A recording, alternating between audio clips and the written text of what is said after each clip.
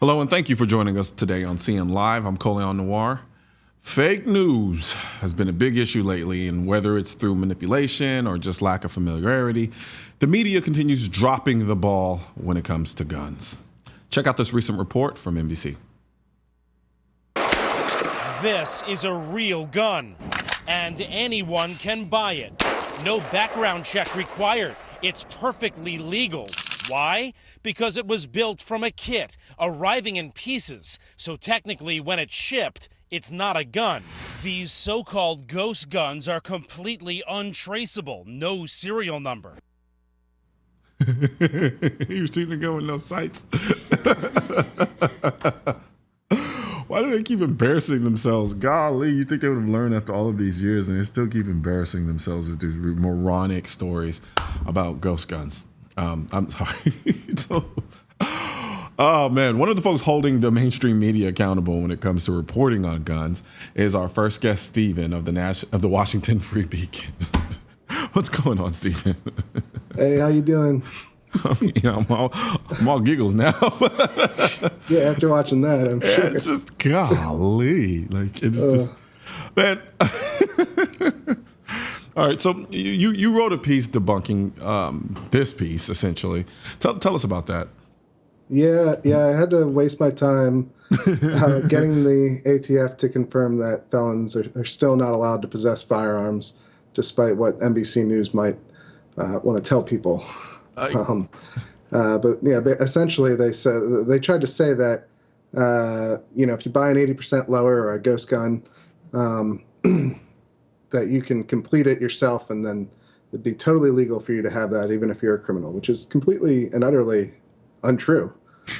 So I went through and asked the ATF, "Hey, is this untrue?" And they said, "Yes, that's not true." And I asked the poor FFL that they got to build the gun for them what he thought of the segment as well, because if you watch the whole thing, they include like about 10 seconds of him actually constructing the gun. Yeah.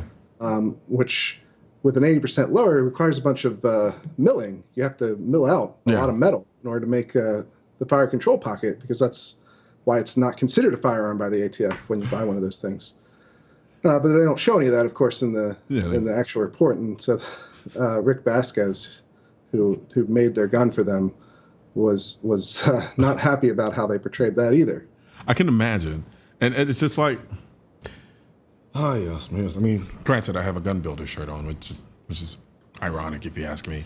But man, it's amazing to me how there's such a consistency and lack of information when we talk about these pieces that they do, and we all understand it in the gun advocacy space that they are looking to reach the people, the low information voter, so to speak.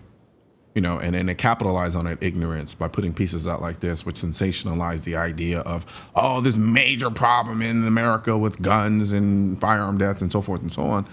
And as you pointed out, like we have the laws to address that. A felon's not supposed to own it, even if it wasn't a ghost gun, even if it was a real gun, right? The felon's not supposed to own it. I don't understand why they just can't conceptualize it. I mean, do you think this is something that's deliberate on the part of the media, or is this something? Are they really just that unfamiliar with the firearms in that sense?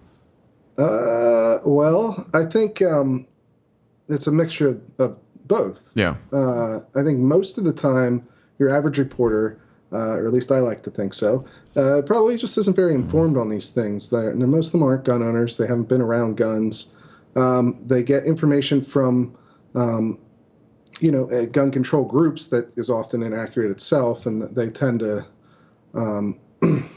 think of those people as experts, so they go with that. But sometimes, and I think in this case with Rosen and NBC News, sometimes it's intentional. I mean, sometimes it's just pure sensationalism. I think that's what this piece was. It was like, something you're looking at right now might blind your children. More tonight at 11. It's that kind of vein of really terrible journalism. Yeah. He even does like this awful TV journalist voice. If you listen to it. It's just, it just makes my skin crawl. They call this the ghost gun, and it's the gun that is a ghost that you can't see, but you can actually buy in the stores. It's right. And he clearly doesn't know the laws surrounding firearms or ghost guns or 80% lowers or felons possessing firearms of any kind. But he wants to, get ratings. He wants people to pay attention to what he's saying. So he sensationalizes it as much as possible. And you end up with an end product that's misleading and in this case, outright false. What's interesting is they constantly try to parse us off as obsessive about our firearms. They make gun advocates look like we are just wholly, unbelievably obsessed with guns. But yet, when they go and do a news story about firearms, they don't go to the people who know more about them than any other people. Like I can't think of any group of people who would know more about firearms than the group of people who are supposedly obsessed with them. But they don't come to people like you. They don't come to people like me to get the requisite information that they would need to do a story correctly. And then they're going to end up putting pieces out like this, which it largely embarrass themselves, at least to the people who know different, and then misinform at worst the people who don't know any better. Why do you go about even bother trying to contrast this piece with the piece that you wrote? Why even bother? Why even talk about it? Why not just ignore it since the information is so false? Well, the problem with just ignoring instances like this is that, this went out on the nightly news on NBC, which people still, a lot of people watch that program. I mean, it's tens of millions of people. And so you have a story that's out there that's misinforming people. I just think as a journalist, it's imperative to correct it if I can. And in this case, the ATF was willing to speak to me, to their credit, and clarify that felons still can't possess guns. The law hasn't changed there. Yeah. And so, as much as I can counter misinformation like that, I just think it's my job, really. Yeah. No, I absolutely agree with you. I kind of asked the question knowing it was loaded, but in many ways, I have personal friends of mine who are like, why are you always on attack mode when it comes to like certain celebrities? Like I'm working on a piece now to rebut Amy Schumer's little special that she did, and a little rant and tirade that she did about gun nuts or gun owners, so to speak. And he still doesn't agree with me even when I say this, but it has. And I tell him it's like that's because I have to counter the narrative. These are people who have huge platforms, and even like you said, NBC, people still watch this. So then we're talking about a mass of people who don't know anything about guns and are pretty much just kind of an empty pot, and then it's being filled with misinformation that's designed to steer their perception of firearms into a certain direction, which is usually negative. So, I think it's our responsibility to counter that narrative, because if at least a bare minimum, I can say that information's out there, or if they happen to come across it and say, okay, wow, maybe I watched this piece and thought I understood, but maybe I don't. Exactly. And I think as a journalist, who still believes in journalism, that's part of it too for me. Like I want to correct the record. I don't want people getting bad information from fellow journalists. Yeah. So that's part of it for me. Do you think the misinformation on firearms is getting worse, getting better, about the same?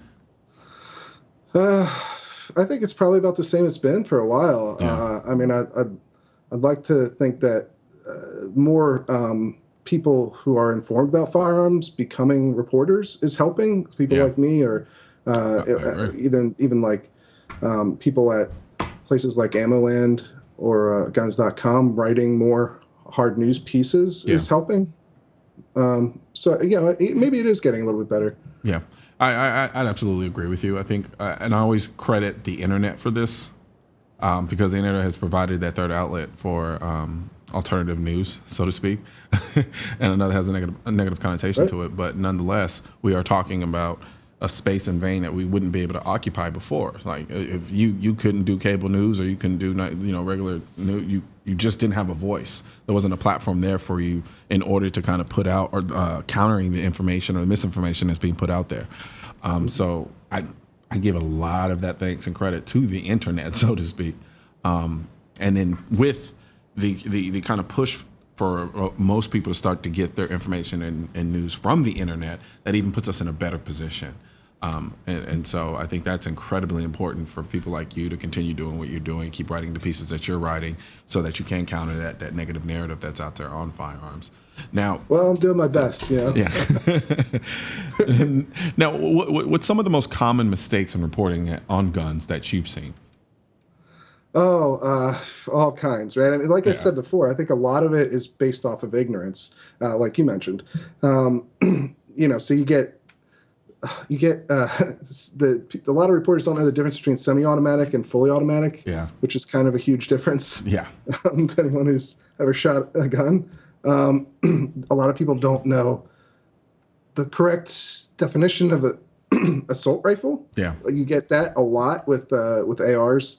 You get a lot of misinformation on silencers and suppressors out there.